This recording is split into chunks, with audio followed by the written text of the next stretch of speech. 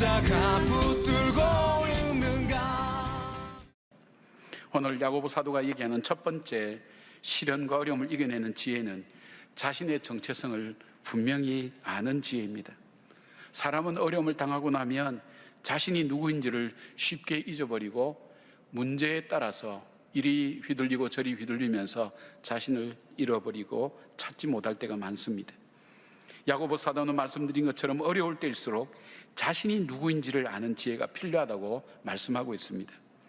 1절에 하나님과 주 예수 그리스도의 종 야고보는 흩어져 있는 12지파에게 문안하노라 라고 말씀합니다. 여기서 야고보는 자기를 소개할 때 하나님과 주 예수 그리스도의 종 야고보라고 소개하고 있습니다. 야고보서는 총 108구절로 되어 있습니다. 그 중에 절반 이상인 60여절이 명령형으로 되어져 있습니다. 명령은 사람들에게 꼭 전하고 싶은 것, 꼭 지켜야 될 그런 내용들을 명령이라는 그 표현을 통해서 전하고 있습니다. 명령이 잘 먹혀들기 위해서는 높은 계급의 사람이나 아니면 권위를 가진 사람이 이야기할 때 훨씬 더 영향력이 있습니다. 그런데 야고보는 자기의 모든 영향력을 줄 수 있는 것보다도 자기는 그리스도의 종이라고 자기를 소개하고 있습니다. 사실 야고보는 예수님과 친형제 사이죠. 그리고 부활한 예수님이 찾아오셔서 부활한 주님을 만난 사람입니다. 더 나아가 초대교회 지도자로 유대 전통에도 밝은 실력자요 권위자였고, 그리고 전생에 의하면 야고보의 별명이 낙타무릎이라고 불려지면서 그는 기도의 사람이고 구제와 그리고 봉사에 전도에 힘썼던 사람으로 순교한 그런 사람이었습니다. 야고보가 흩어져 있는 교인들에게 자신의 더 영향력을 나타내고 증가하는 것으로 권위를 더하기 위해서 자기의 모든 것을 사용한 것보다 그가 가장 즐겨 사용했던, 그리고 소중하게 사용했던 그 표현이 바로 자기는 그리스도의 종이라는 그 표현이었습니다. 여기 종이라는 헬라어 둘로스라고 하는 이 표현은 나는 주인의 소유입니다라는 그 표현입니다. 나의 자유도 없고 나의 소유도 없이 주인을 위해서만 살아야 되는 존재라는 것을 스스로 인정하는 것이 둘로스라고 하는 종입니다. 쉽게 말하면 나는 예수님을 위하여 죽기도 하고 살기도 하는 그런 사람입니다 하는 그 고백입니다. 그리고 그에게서는 또 나는 하나님의 소유입니다, 그리고 나는 내 주인을 위하여 살아야 될 삶의 사명이 있는 사람입니다 하는 그 고백과도 마찬가지입니다. 여기에 주 예수 그리스도라고 그렇게 표현한 그 내용 속에는 예수 그리스도야말로 이 천지의 창조자여 이 역사를 섭리하신 분이고, 그리고 그분이 죄와 허물로 죽은 나를 바로 그 죄 가운데서 구속하여 주시고 하나님의 자녀 삼아 주시고 우리의 참 영원한 소망을 주신 바로 그 주님이 나의 주인이요, 그리고 나는 그의 종이라는 그 사실들을 바로 그 사람들한테 먼저 전하고 있습니다. 근데 그 표현이 그겁니다. 내가 믿는 그 주님이, 그 예수님께서 이렇게 말씀하셨다는 것입니다. 요한복음 16장 33절에 이것을 너희에게 이르면 너희로 내 안에서 평안을 누리게 하려 함이라. 세상에서는 너희가 환난을 당하나 담대하라, 내가 세상을 이겼노라. 자, 자신이 믿는 그 주님이 예수님을 믿을 때 환난을 면제해 준다고 약속하지 않았습니다. 또한 시험과 고통이 예수님을 믿을 때 피해갈 것이라고도 말씀하지 않았습니다. 오히려 이렇게 말씀합니다. 너희가 세상에서 환난을 당하지만 그 시험을 이겨내라고 얘기합니다.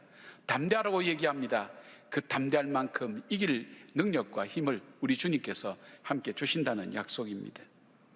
이 세상에서 환난 가운데서 승리하신 주님께서 우리와 동행해 주시겠다는 것입니다. 주님 안에서 참된 평안을 누리게 해주시겠다는 것입니다. 사도행전 14장 22절에 보면 제자들의 마음을 굳게 하여 이 믿음에 머물러 있으라 권하고, 또 우리가 하나님 나라에 들어가려면 많은 환난을 겪어야 할 것이라 하고 그렇게 권면합니다. 바울과 바나바가 전도여행을 갔다 오면서 그가 겪었던 심각한 어려움들, 또 고난 중에 있는 많은 그리스도인들을 바라보면서 권면했던 말씀입니다. 이 고난과 어려움이 있지만 그러나 그럼에도 불구하고 그 믿음 안에 머물러 있으라고 그렇게 부탁합니다. 그리고 이 믿음 안에 머물러 있을 때 하나님께서 우리에게 참된 소망으로 인도해 주시고 평강으로 인도해 주실 거라는 약속을 하고 있는 것을 보게 됩니다. 우리가 환난 당할 때에 마음을 굳게 하여 우리가 믿는 믿음을 더욱더 강건하게 붙들고 믿음이 흔들리지 않도록 권고하고 있습니다. 우리에게 시련과 어려움이 올 때 이것을 극복하는 지혜 중에 가장 처음으로 생각할 수 있는 것은 야고보 사도처럼 내가 누구인가를 살펴보는 것입니다. 그리고 내가 믿는 하나님은 어떤 분인가, 그리고 그 하나님은 나에게 해주신 것이 어떤 것인지를 곰곰이 다시 한번 생각해 보는 것입니다. 내가 믿는 하나님, 그 하나님은 천지를 창조하신 분, 그리고 이 역사를 주관하시는 분, 그리고 그분은 나를 고아와 갑옷처럼 버려두지 않겠다고 약속하셨고 세상 끝날까지 함께 하시겠다고 약속하신 그분이 나를 자기의 자녀로 여기고 있다고, 그리고 그분이 우리에게 주신 영원한 희망을 주시고 그 소망을 붙들고 오늘 살아가는 것이 바로 나의 모습이라는 것을 한번 살펴볼 수 있기를 바랍니다. 그 주님이 누구인지를 바라보며 나 자신이 누구인지를 다시 생각해 볼 때 우리 속에 정말 붙들어야 될 소망이 무엇인지, 우리가 무엇을 의지하고 살아야 될지 지혜로움이 우리 가운데 찾아오게 되어 있습니다. 사랑하는 주님, 그 주님께서 여러분에게 시련과 어려움의 때에 담대하고 환난을 이길 능력과 힘을 주시기를 주님의 이름으로 축복합니다. 자, 시련과 고난의 때를 이겨나가는 그 지혜, 두 번째는 뭘까요? 야고보 사도는 바로 시험을 만날 때 온전히 기쁘게 여기는 지혜입니다. 2절 말씀입니다. 내 형제들아, 너희가 여러 가지 시험을 만나거든 온전히 기쁘게 여기라고 말씀합니다. 시험이 오면 그것을 감당하기도 힘든데, 할 수 있으면 시험을 피하려고 하는데 그 시험을 오히려 기쁘게 감당하라고 여기라고 그렇게 권면하고 있습니다. 어떻게 보면 좀 잔인하다는 느낌이 들 정도로 그 시련 자체가 힘든데 어떻게 그것을 기쁘게 받아들이라는 것입니까? 오늘 여기에 표현하고 있는 원어를 조금 좀 살펴보려고 합니다. 여기에 시험이라고 하는 페이라스모이스라는 이 의미는, 이 단어는 두 가지 의미로 쓰여집니다. 하나는 우리에게 외부에서 오는 어려움으로 인해서 그 어려움을 통해서 어떤 자격을 갖추게 한다거나 실력을 갖추게 하는 그 시험을 이야기합니다. 그 다음에 또 하나의 의미는 유혹이라는 의미, 이 템테이션이라는 유혹이라는 의미로서 우리 안에 있는 죄성을 자극해서 우리로 하여금 어떤 자격이나 실력을 갖춘 게 아니라 우리를 파멸하기 위해서 오는 시련과 어려움이라고 얘기합니다. 근데 오늘 여기서 말하는 바로 이 시험은 어떤 자격이나 실력을 갖추기 위해서 오는 그런 것을 말합니다. 시험이 올 때 이 시험 속에 담겨져 있는 의미가 있습니다. 여기에 여기다라는 헤게사스테라는 이 단어도 두 개의 뜻을 갖고 있는데, 하나는 이끌다, 인도하다, 또 간주하다, 그렇게 생각하다라는 그런 의미를 갖고 있습니다. 여기서는 두 가지 뜻을 다 내포하고 있다고 볼 수 있습니다. 시험은 그 자체가 유익을 주는 것으로 인도해 준다는 것입니다. 그리고 시험이라는 그 어려움 앞에 우리가 그 뒤에 숨어 있는 우리를 유익하게 하는 그것을 바라보지 못하는데 우리를 유익하게 할 그것을 바라보며 이왕에 우리가 겪을 그 시험 앞에 적극적으로 시험을 맞아들이고 그 시험에 임하라는 그런 의미가 되어 있습니다. 자, 오늘 이 무엇보다도 이 믿음의 시련이 주는 유익을 우리가 이야기한다면 3절의 믿음의 시련이라는 표현을 우리가 살펴볼 수 있습니다. 믿음의 시련이라는 이 단어는 도키모스라는 이 단어인데, 이 단어는 도공들이 도자기를 굽습니다. 흙을 가지고 빚어서 그리고 가마니 속에 넣었습니다. 불가마 속에 넣어서 구워서 나올 때 조금이라도 흠이 있으면 그 도자기를 다 깨뜨려 버린다고 합니다. 우리가 볼 때는 참 너무너무 아름다운데 그 전문가의 눈에 비쳤을 때 그 도자기가 조금이라도 흠이 있으면 그 자리에 미련 없이 깨뜨려 버린다는 것입니다. 그런데 도자기를 잘 구웠습니다. 정말 완벽하게 그 도자기가 나왔을 때 그때 이 도예공이 이 전문가가 그렇게 얘기한답니다. 그 도자기를 보고 이 도키모스, 합격, 이것은 정말 도자기로서 쓸 수 있는 정말 합격점, 가치가 있는 것이라고 그렇게 선언해 준다는 것입니다. 마찬가지로 시련과 어려움이 우리 인생에 다가올 때 우리는 흔들릴 수밖에 없습니다. 하나님과 하나님 뜻을 의심하게 됩니다. 신앙생활에서 때로는 멀어지기도 합니다. 이때에 우리의 거짓 믿음은 하나 둘씩 떨어져 나가기 시작합니다. 그런과 동시에 우리 속에 작은 것이라 할지라도 참 믿음이 싹트고 자라기 시작한다는 것입니다. 여러분, 우리의 믿음의 시련과 의심을 겪는 가운데 그것이 우리에겐 힘들고 고통스럽지만 그러나 그 가운데서 믿음을 지키고 몸부림치면서 하루하루 믿음으로 살아내는 가운데 우리는 그 결과 속에서 주어지는 무한한 축복이 있다는 것을 우리가 믿음의 눈으로 바라보며 그 시험과 어려움이 올 때 그걸 피하려고 도망가려고 그리고 고통스럽게 생각하는 것보다는 오히려 이 야고보 사도의 본 것처럼 기쁘게 맞이하는 것, 그 결과를 바라보며 하나님 앞에서 아름답게 성숙하게 될 나의 모습들, 그것을 바라보며 주 앞에 기뻐하는 여러분들 되기를 바랍니다. 바울은 로마서 5장 3절부터 4절까지 이렇게 말씀합니다. 우리가 환난 중에도 즐거워하나니 이는 환난을 인내를, 인내는 연단을, 연단은 소망을 이루는 줄 알미로다 생각합니다. 여러분, 시련과 어려움은 우리를 힘들게 만듭니다. 그러나 우리가 지금 내 삶에 있어서 소중한 것은 어디에서 얻어진 것입니까? 여러분의 고난과 시련을 통해서 얻어진 것 아니겠습니까? 여러분의 믿음, 여러분의 지혜, 여러분이 갖고 있는 용기, 여러분이 가려고 하는 삶의 방향, 가만히 들여다보면 이 모든 것이 어디서부터 온 것입니까? 여러분이 견딜 수 없는 그 시련을 이겨내는 가운데 나에게 나도 모르게 내 삶 속에 찾아왔던 하나님의 선물이라면 오늘 우리에게 찾아오는 믿음의 시련 앞에 우리가 두려워하지 않고 이것을 오히려 기쁘게 여기고 받아들일 줄 아는 지혜를 갖고 이 어려움을 이겨나갈 때, 믿음으로 살아낼 때 하나님께서는 이 고난과 시련이 지나가고 난 다음, 아니 이 시련과 고난 가운데서도 더 풍성하고 더 귀하고 복된 우리 자신들의 삶, 우리의 삶뿐 아니라 우리의 인격이 참된 소망을 붙들고 향해 나갈 수 있는 바로 그런 믿음이 될 것입니다. 이 향해 오는 이 믿음의 연단 앞에 두려워서 물러서거나 뒤로 침륜에 빠지지 않고 오히려 그것을 그 뒤에 있는 하나님이 주시는 그 은혜를 바라보며 그 축복을 바라보며 기쁘게 맞이하는 그런 담대한 마음이 저와 여러분 속에 가득하기를 주님의 이름으로 축원합니다. 세 번째, 이 시련의 때를 이기는 지혜가 무엇일까요? 그것은 바로 하나님께 간구하는 지혜라고 그렇게 말씀하고 있습니다. 시험과 시련이 올 때 우리는 이 문제를 어떻게 풀어나가야 될지 알지 못합니다. 제가 작은 경험인데요, 복잡한 이 도로에서 주차장으로 들어갔는데 주차장이 막힌 거예요. 근데 저도 운전을 꽤 오래 했는데 이 차를 어떻게 빼야 될지 모르는데 주차 안내 오더니 이렇게 가서 뒤로 빼세요 하는데 보니까 그때서야 보이는 거예요. 저는 못 본 거예요. 그분의 안내를 받았어요. 도움을 구하니까 그분이 제게 알려주는 그걸 따라서 그 문제, 난처한 상황을 피할 수가 있었어요. 여러분, 우리가 어려움을 당하면 경직되기 때문에 우리가 그 문제를 우리가 풀려고 하지, 내가 풀지 못하는 것을 다른 사람에게 도움을 구할 생각을 별로 하지 않습니다. 내가 풀어야 된다고 생각합니다. 그러나 지혜로운 사람은 그때 정말 그 능력을 가진 그 사람에게 도움을 요청하게 되는 것입니다. 그런데 오늘 이 야고보 사도는 우리에게 그렇게 권면합니다. 너희 중에 누구든지 지혜가 부족하거든 모든 사람에게 후히 주시고 꾸짖지 아니하신 하나님께 구하라. 그리하면 주시리라. 하나님께 구하라는 것입니다. 그 지혜를. 어떤 지혜를요? 시련과 어려움을 이겨나갈 수 있는 지혜, 그리고 그것을 감당해낼 수 있는 능력, 이 모든 것이 하나님께 있다고 하나님께 구하라고 얘기합니다. 왜 하나님께 구하라고 했을까요?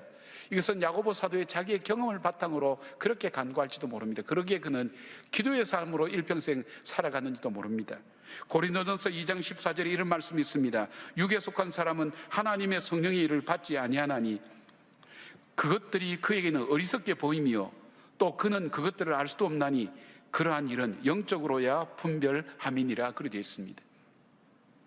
하나님이 모든 것의 주관자시고 창조주라고 우리는 그렇게 믿습니다. 그렇다면 우리에게 당하는 시련을 자기 아들까지 주신 그 하나님께서 우리에게 일어난 일을 모르실 리가 있겠습니까? 우리가 우리 자녀들에게 일어나는 일에 대해서 얼마나 민감하게 우리가 관심을 갖고 있습니까? 마찬가지로 하나님도 알고 계신다는 것입니다.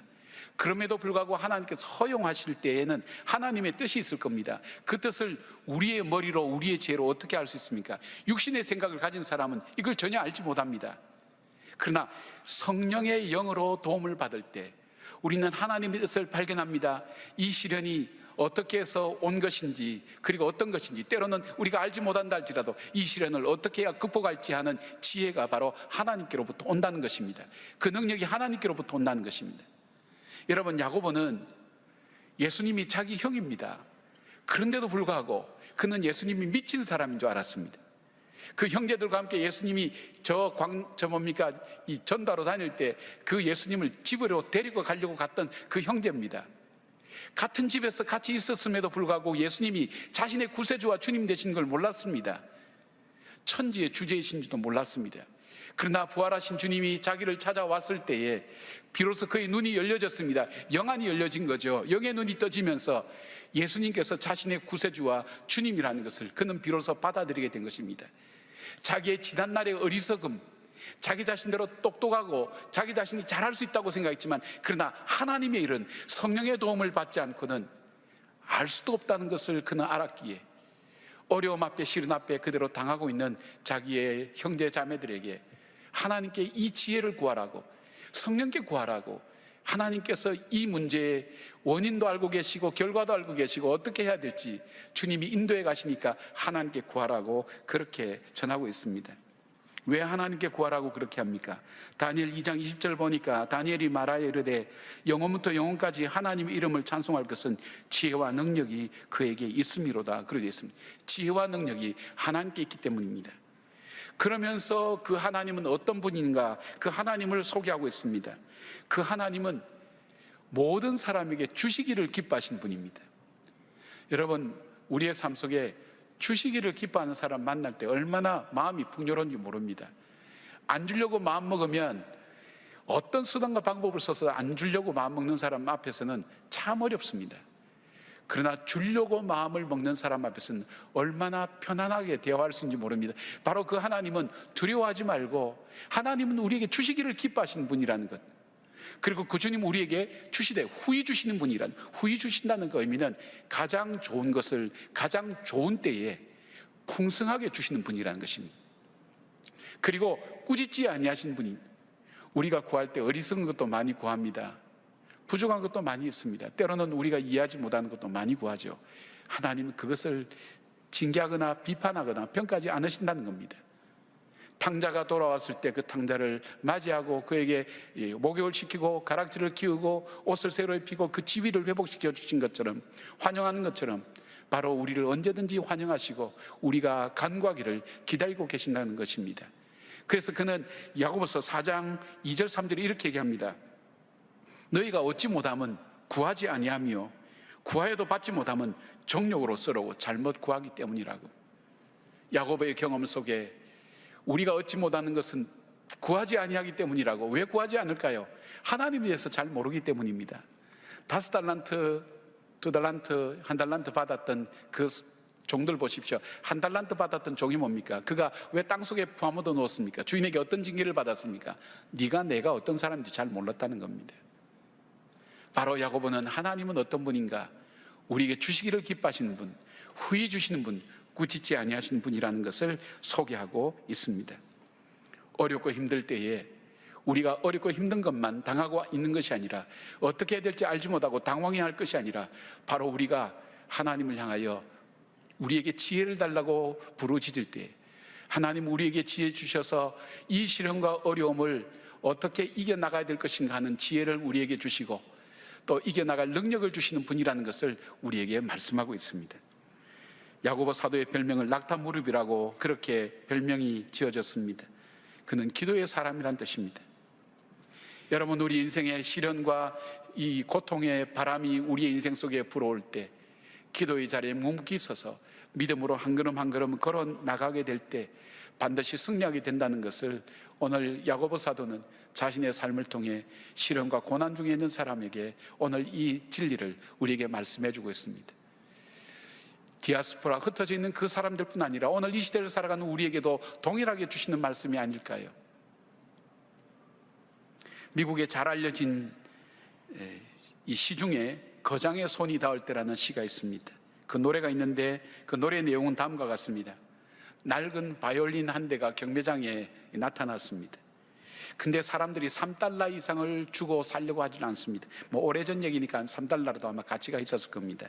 그런데 3달러 이상을 주려고 하는 사람이 없었습니다. 그런데 한 노인이 나타나더니 그 낡은 바이올린에 먼지를 털고 손수건을 꺼내서 구석구석 닦으면서 이렇게 얘기합니다. 사랑하는 아들아, 잘 있었는가? 내가 40년 만에 너를 만져보는구나. 그렇게 하면서 이 바이올린을 잘 튜닝을 합니다. 이 소리를 맞춰봅니다. 그리고 난 다음 그가 어깨에 올려놓고 현을 조율하고 연주하기 시작했습니다. 경매장에 나온 수많은 사람이 웅성거리며 자기의 관심 있는 물건을 보다가 갑자기 어디선가 들려오는 아름다운 바이올린 소리를 듣고 그쪽으로 몰려들기 시작합니다. 환상과 같은 그 바이올린 연주 앞에 사람들이 흠뻑 젖었습니다. 거기에 도취되었습니다. 그 음악에 매료되었습니다. 얼마나 아름다운 음악이 자기에게 들려진지 의심할 정도였습니다. 연주가 끝난 다음 사람은 감격에 젖어 있었습니다. 그리고 그 다음 그 바이올린을 구입하기 위해서 사람들이 여기저기 나서기 시작했습니다. 무려 나와 있는 가격의 1000배인 $3,000에 이 바이올린이 팔렸다고 그렇게 합니다. 바이올린의 가격을 올린 것은 바이올린의 변화입니까? 아닙니다. 바로 이 바이올린을 만진 이 거장 때문이었습니다. 그의 손이 닿을 때에 바이올린은 엄청난 가치로 올라가게 되었습니다.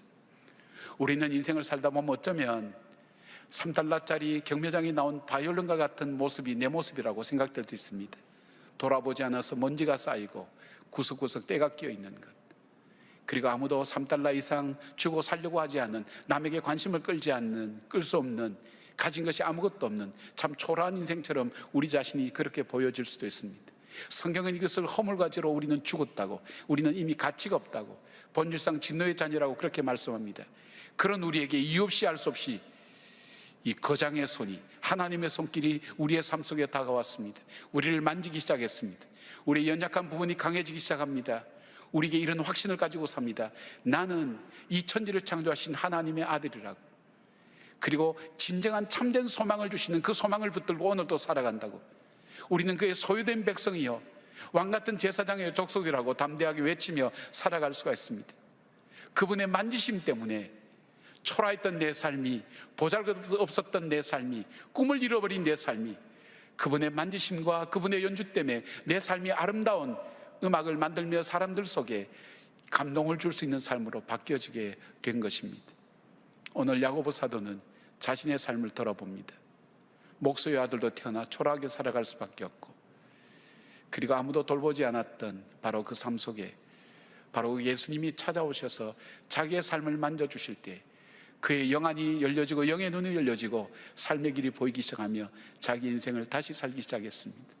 그리고 그는 기도의 사람으로 하나님께서 주시는 공급함을 따라서 겸손과 성실함과 구제와 봉사로 하나님 앞에서 아름다운 인생을 살아가는 사람이 되었습니다. 그렇습니다. 우리는 오늘 죄인이기 때문에 주 앞에 겸손할 수가 있습니다. 그리고 이 시련과 어려움 앞에 우리는 연약하기에 주 앞에 나가서 도움을 구할 수가 있습니다. 우리를 결코 버리지 않고 우리와 함께 하시겠다는 그 주님의 약속이 오늘도 여전히 우리 앞에 있습니다. 시련과 어려움이 올 때 보통 때처럼 살아갈 수는 없을 것입니다. 제일 먼저 여러분, 문제에 휘둘리는 것보다 먼저 잠깐 멈춰서서 내가 누구인지를 먼저 질문해 보십시오. 내가 믿는 하나님은 누구며 그 하나님 나에게 어떤 분인가 하는 것을 다시 한번 정립해 보십시오. 그리고 이 믿음의 연단, 이 시련이 나로 하여금 아름다운 성숙함, 그리고 참된 붙들어야 될 그 소망을 우리에게 갖게 하시는 그 놀라운 성숙함을 우리에게 인도해 간다는 사실을 믿음의 눈으로 바라보고 기대하며 기쁘게 그 시련을 이겨내는 지혜, 더 나아가서 우리가 연약할 때에 바로 하나님 앞에 간구하고 부르짖는, 바로 주님께로 구하는 그 믿음이 우리에게 필요한 것입니다. 어려울 때를 살아가고 있습니다. 사랑하는 여러분, 하나님의 특별한 지혜가 여러분의 어려움을 이겨나가는 용기가 되고 힘이 되고, 그리고 하나님이 인도하시는 그 길을 따라가는 믿음의 사람 되기를 주의 이름으로 축원합니다. 아멘.